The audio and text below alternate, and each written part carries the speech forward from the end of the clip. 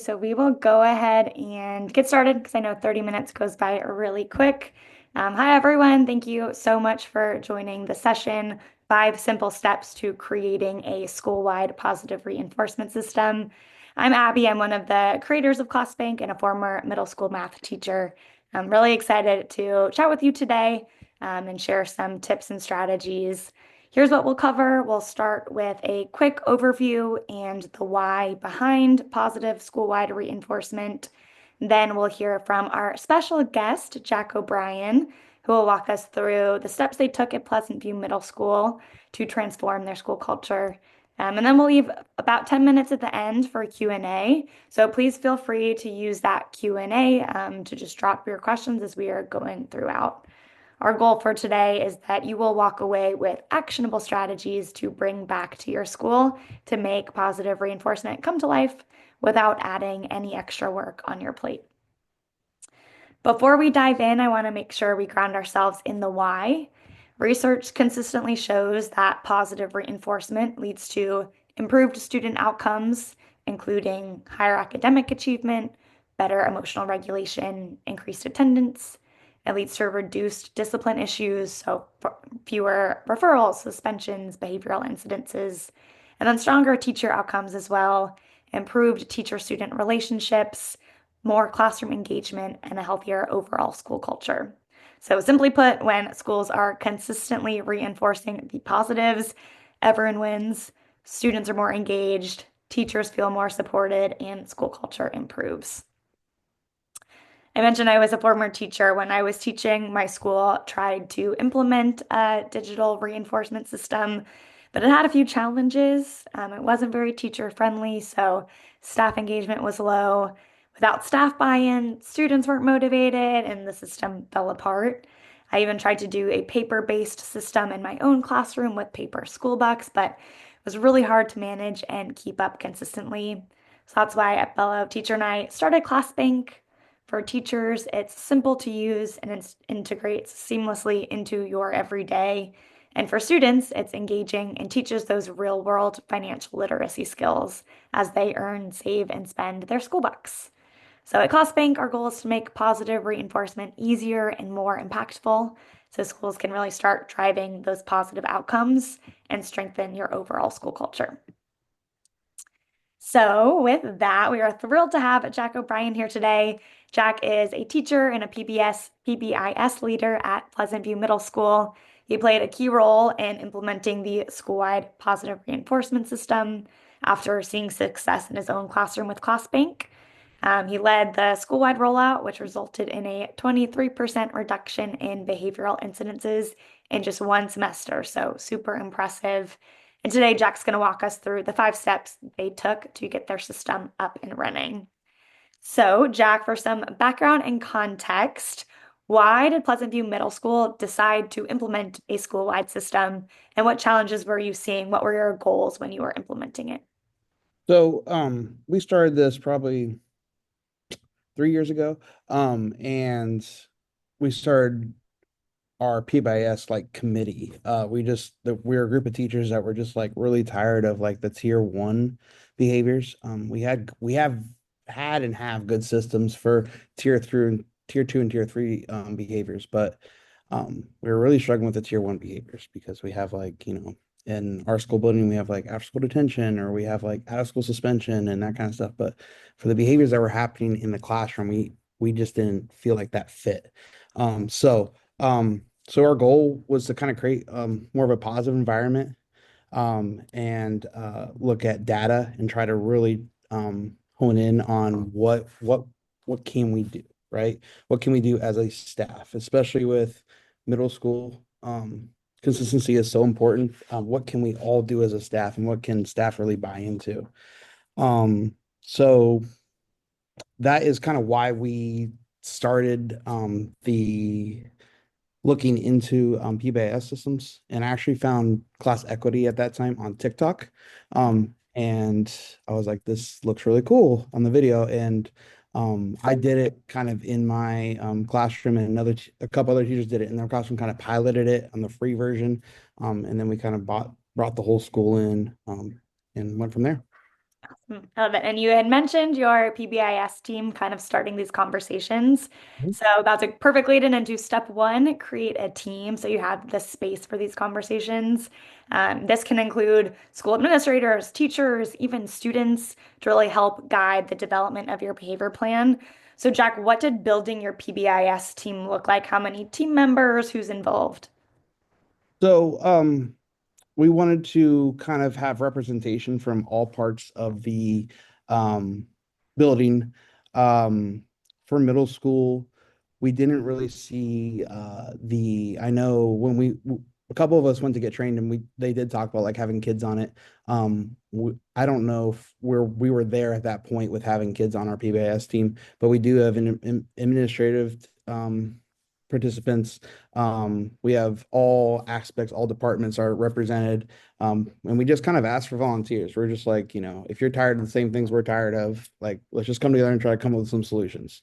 And at that point, class equity wasn't even like on our radar. It was just like, we just need to kind of try to fix what's going on. Especially with COVID going on and, behavior just kind of going a little crazy.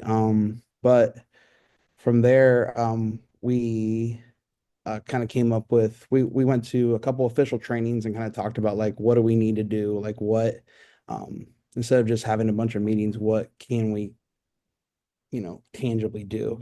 And then we came up with a system where we have goals every meeting.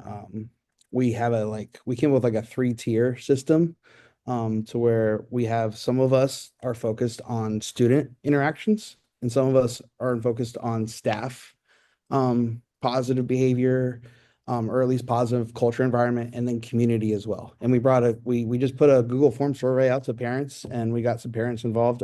We still have two or three every year, pretty much consistently for the last couple of years, and they kind of head up the community involvement part of it. So we kind of open it up to staff and like whatever you're interested in or whatever your passion is. If your passion is like creating staff events so that everybody feels included on the staff, then you'll be on the staff team. Or the bigger part of it is the student to student, the student to staff. So that's kind Awesome. of where we went from there and I created love that. that community involvement aspect as well. I feel like that's typically overlooked, but so great that you were able to loop that in. I'm Yeah. curious, how often does your committee meet and how long are those meetings typically? So we meet once a month. And we have one of the big things that we're focused on in the last couple of years is teachers have so many meetings, and like there's the joke that every meeting could be an email. So we meet once a month. We meet for 45 minutes, no longer. And then the way the meeting is set up is we have like action steps that each part has to do, and then we kind of divide those up. So we all have kind of jobs that we do within the month to prepare for it, and then a week before we put together an agenda with like where people will put in data or people put in plans or whatever their job is. And then for the first half an hour, we just meet with our committee and either strengthen that plan or come up with a different plan or whatever. And then for the last 15 minutes, we kind of come together and we kind of share out what we're doing. So we feel like it's pretty productive. We don't ever feel like it's a waste of time. So um, and we're pretty consistent on the like 45 minutes, no more. Like we don't need another meeting lasting an hour. I definitely was on the end of those meetings where I was like, why wasn't this an email? So I think that structure is great to have in place and a great tip for those that are listening.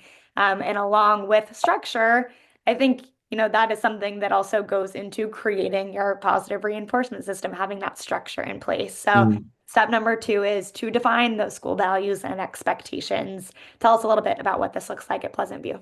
So when we started to make what we call this the matrix for Pleasant View was we started with staff. Like what are like three important things or four important things that we want to be what we call non-negotiables or that we're going to focus on completely all the time.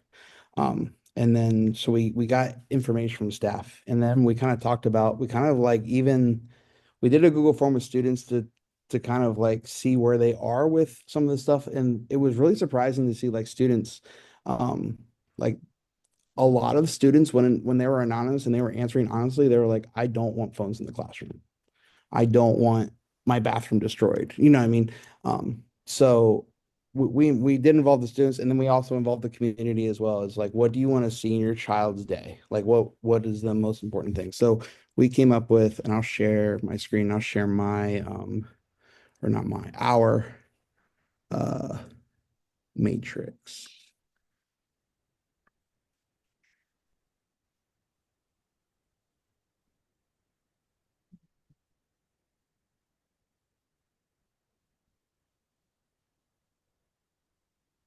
Can everybody see that?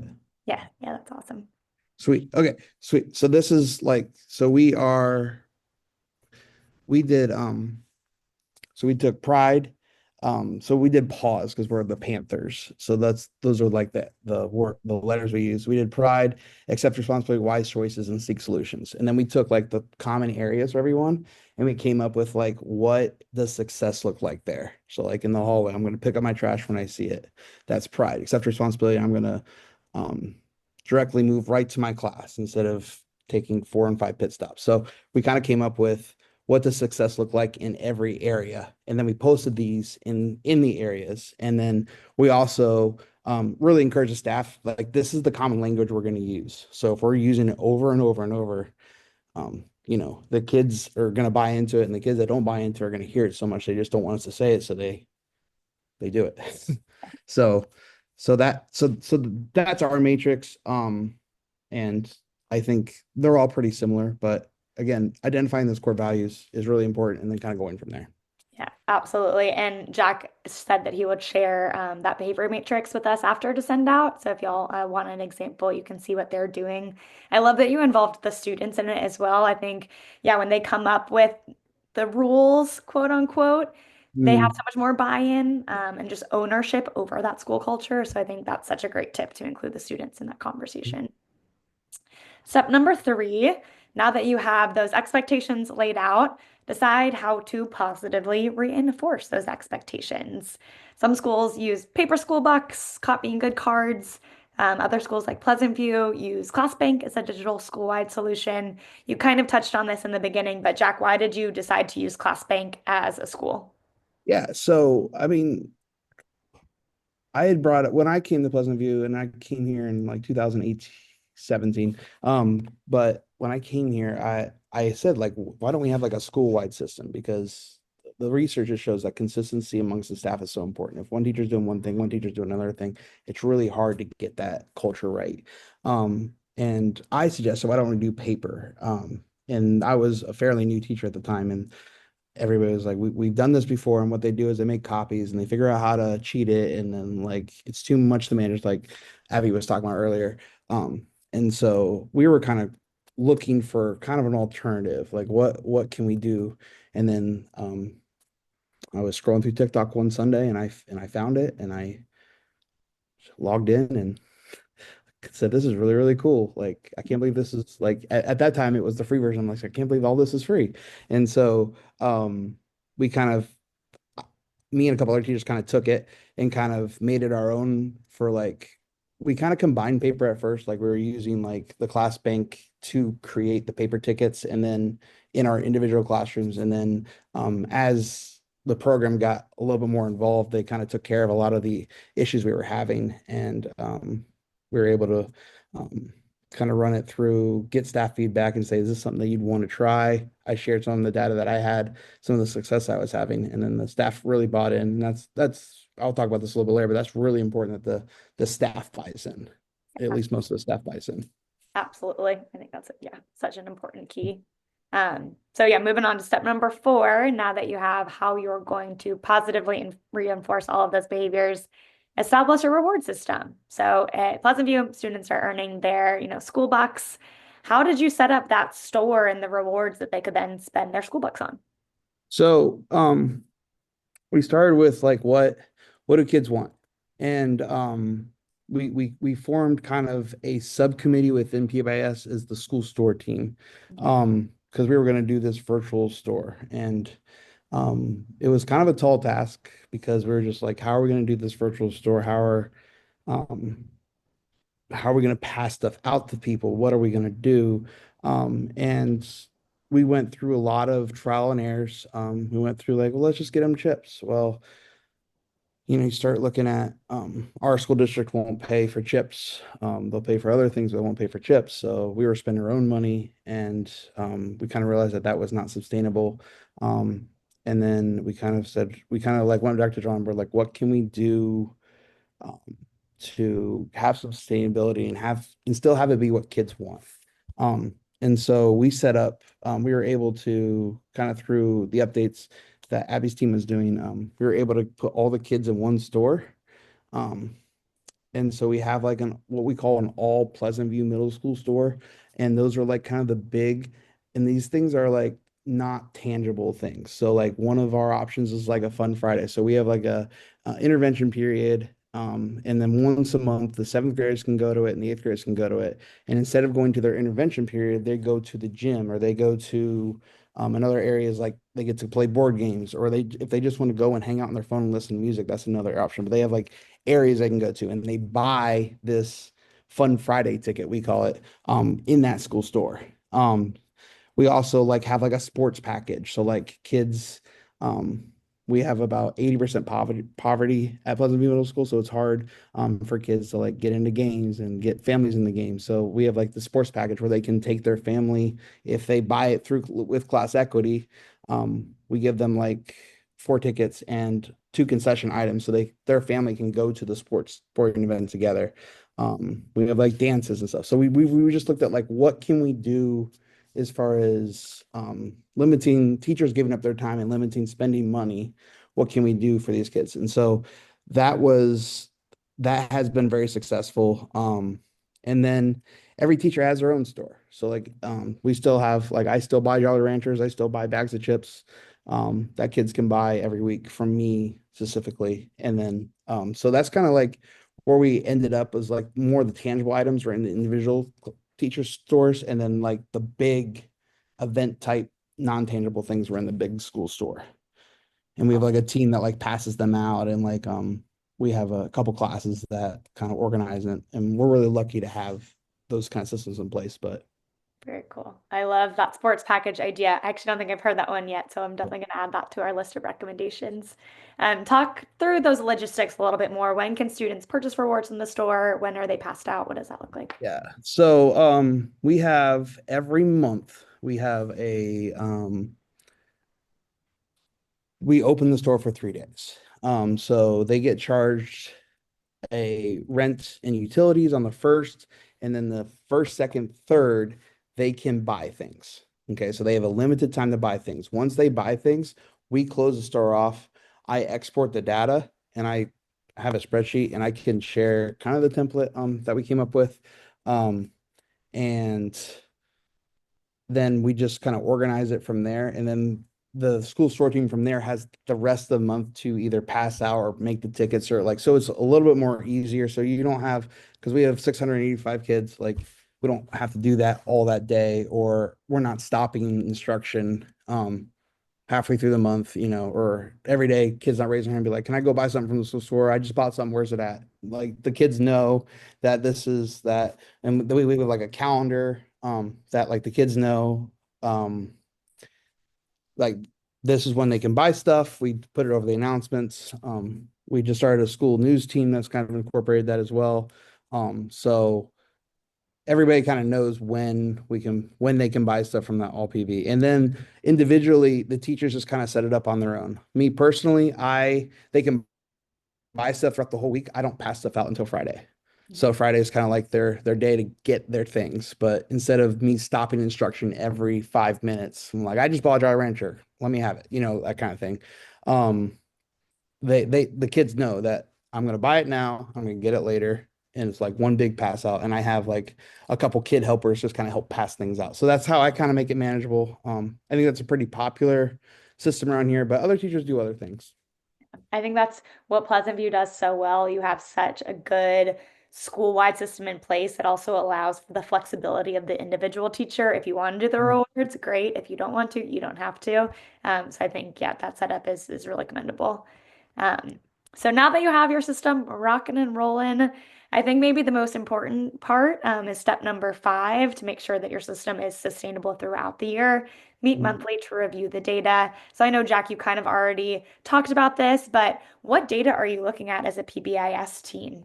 So what we did was after the first year, we came together and we said, this is awesome. And then we got the data report, and it was like just so much of a dump because the only way that can be done in like the tech world or in the coding world is like everything that's entered, if it's entered differently, it comes up as a different thing. So somebody says, like, for example, student out of seat, and then another teacher says out of seat. Those are two different things in the system. So what we did, I'm going to share my screen one more time, is we came up with a a kind of document that went around that matrix.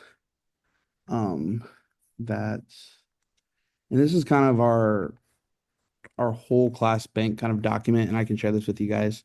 Or I'll share it with Katie. But kind of like it explains salary, like we pay him $50 a week. It kind of goes through everything. I'll let you guys read through this. But what's really important, and there's that calendar I was talking about. What's really important is we have school-wide bonuses and school-wide fines.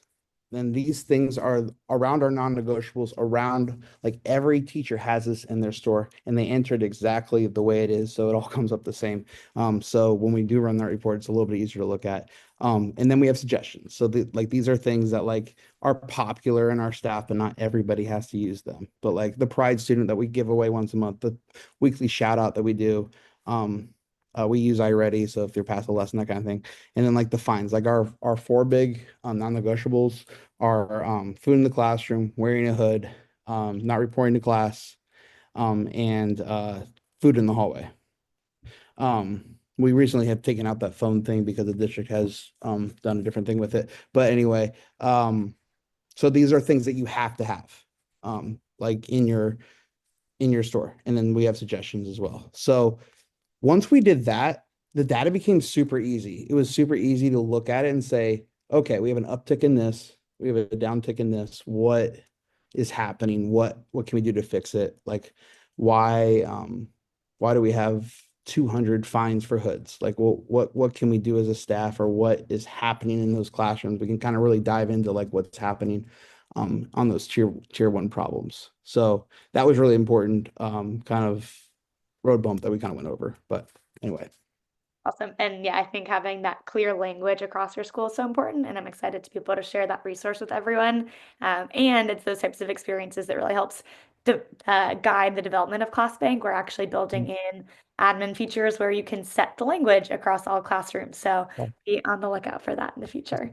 But awesome. Yeah, let me go ahead and share my screen one more time to kind of wrap up before jumping into Q&A, because I know we are coming at time. Just to kind of bring us full circle, bring it back to the impact. What results have you seen since implementing ClassBank? I think we still have buy-in from the kids, and like even like I really worried that our seventh graders really like it and then it would get boring. It is We do a really good job of like changing it up, and the kids know like different changes are happening, but the kids are still trying to earn money. They're still trying to, like, we had it so bad that we had, a really smart kid break into the system. We'd had to deal with that. But anyway, like that shows that like how motivated they are to earn these, to have this money. So, and then like Katie said, a 23% increase in tier one um behaviors is like that's what we set out to do when we sat down the first time for PBIS. And again, like using this for just like a tier, like we still have the tier two and tier three behaviors, and we have other things to deal with that. But ClassBank is so helpful with the tier one behaviors. So Well, I love it. Well, with that, yeah, I want to make sure we have time for some Q&A. I see some in the chat, so I'll go ahead and read some of them out. Starting from the top, ClassBank is awesome. Oh, thank you. I was going to go for Class Dojo, but then found it through YouTube. One thing that Class Dojo didn't have was the class store. I also like the name bank to connect students to financial literacy, which a lot of us lack. How is ClassBank different than Class Dojo, and how is it more suitable for teachers? Jack, I don't know if you have experience with Dojo, but yeah, I'm Yeah, curious. I have a little bit of experience. The biggest thing is there's just more things. Again, ties in that financial literacy. There's more things for the kids to kind of do on there. There's jobs. It's more than just earning money for behaving in class. I teach interactive media design, so the kids use iPads. There's a kid that's in charge of plugging in all the iPads. There's a kid that's in charge of collecting all the pencils. I have a kid that does an attendance monitor, like all these minute things that drive us crazy as teachers. The kids, like if you get the right kid, and a lot of times you can find them, they like own that job. And they're like my iPad person, you are not leaving the room with your iPad. Um, so, so anyway, there's more, I think there's more things. Class Dojo does have, I think, a better parent communication. So if you're using it for parent communication, I think um Class Bank's probably not the thing to go for. But as far as like student engagement in the classroom, the kids being more engaged, I think it's different. Definitely. Yeah, I think spot on with that parent communication piece. If anyone in the audience is kind of hoping for that, our big tip is just share student logins with parents so they can check it out. But yeah, if you're hoping to connect directly, definitely Dojo for that. I would say consistent feedback we get really is, yeah, around that financial literacy aspect. Our goal is to not just have points in a store, but really empower students to play that active role in your community, as Jack mentioned, with the jobs and even the bills that they have to pay. So building those real world skills. Um, yeah, great insights there. Next question, Mr. O'Brien, what tips can you share with new users of ClassBank? How can we get the best out of ClassBank based on your experience? So, I mean, I think you can look at we can talk about like minor things like the first tip I always like when we hire new teachers, I always tell people like set your prices really high because kids earn like if especially if you're doing it school wide, kids earn a ton of money. Um, so it's always easier to lower your prices than higher prices, or raise your prices. The other thing is just keep everything 100% consistent. That common language thing is something that really helped. We even have like the kids' names are all the exact same, and then just make sure that the staff is on the same page with why we're using it.